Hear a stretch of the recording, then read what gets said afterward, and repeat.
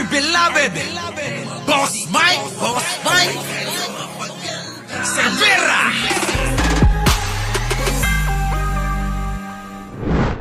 Daho itong congresswoman na may jowang kontraktor, mga kababayan ko. Opo, eto na muna.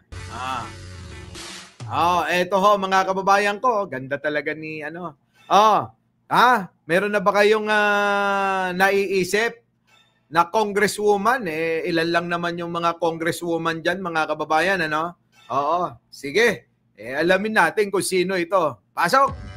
Sino itong congresswoman na laylo daw muna sa pakikipagkita sa kanyang boyfriend na government contractor? Nako, government contractor. Mga kababayan ko, alam nyo na yan.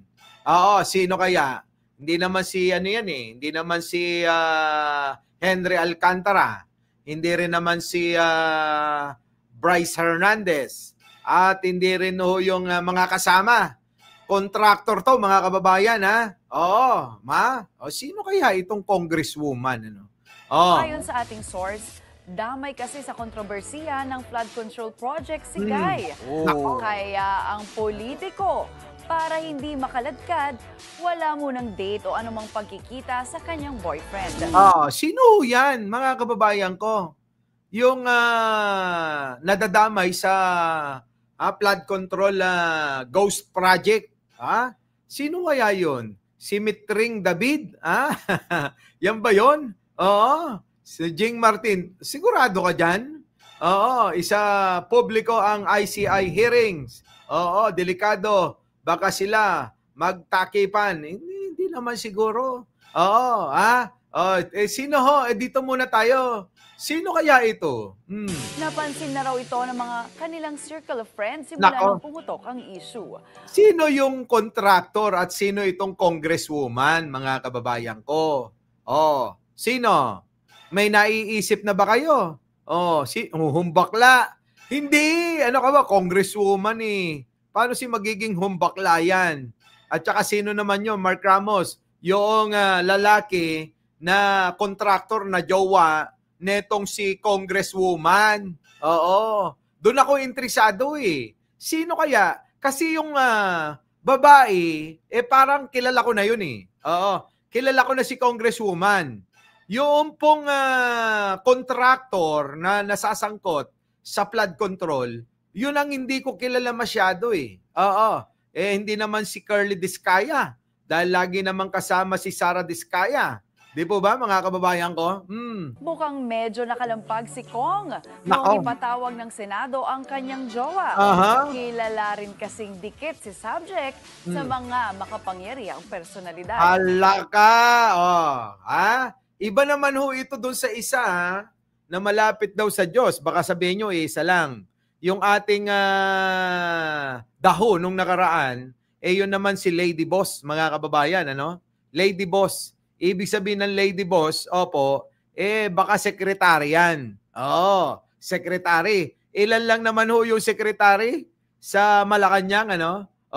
Ilan lang ba yung mga sekretary ni Pangulo na babae? Alam nyo na yun, madali nyo na hong matutunton. Eto ho, mga kababayan, congresswoman. Congresswoman, malapit daw. Sa itaas si speaker, malapit, ano?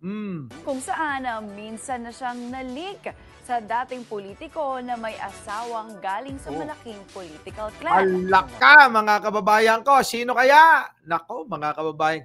Congresswoman daw ito, Let Reyes, Hindi ASEC, oo. Sino? Yung congresswoman, kilala ko, yung lalaki, hindi eh. Oo. Clue! Ayan Sino na. itong si congresswoman? Kilala ko na yan, si congresswoman. Oo. Ano yan eh?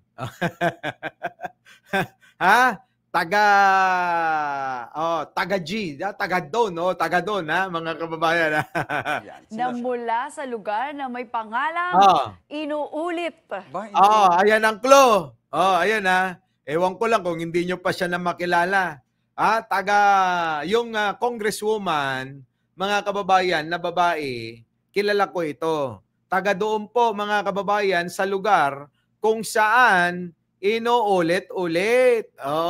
Inuulit-ulit yung inuulit yung pangalan. Oo, ha?